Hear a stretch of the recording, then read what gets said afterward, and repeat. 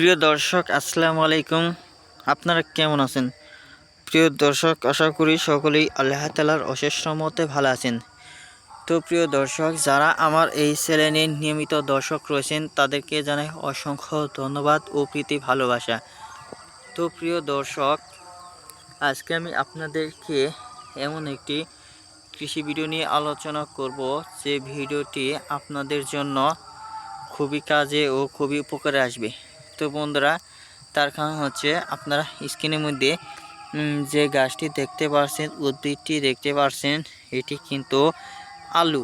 তো বন্ধুরা, আলু কিন্তু বিভিন্ন ধরনের দুই জাতীয় আলু হয়ে থাকে। একটি মিষ্টি আলু আর একটি হলো তরকারির মধ্যে তরকারি হিসাবে খাওয়া যায় সেই আলু, তরকারি জাতীয় আলু।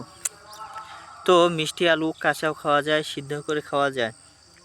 কিন্তু বন্ধুরা, আপনারা যে ভিডিওটির মধ্যে যে আলু গাছটি দেখতে পাচ্ছেন, এই আলু গাছটির মধ্যে আলু আসা, সেই আলু কিন্তু বন্ধুরা কাঁচা খাওয়া যায় না। কাঁচা খেলে পেটের সমস্যা হতে পারে।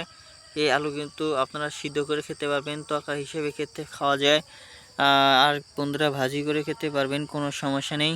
তো বন্ধুরা, আলু ভর্তা করে খেলেও অনেক ভালো হয়। তো বন্ধুরা, আলু যেহেতু শর্করা একটি খাদ্য, তো বন্ধুরা আপনাদের দেহের মধ্যে শর্করার অভাব পূরণ করতে চাইলে অবশ্যই এই আলুগুলো আপনাকে নিয়মিত খেতে হবে।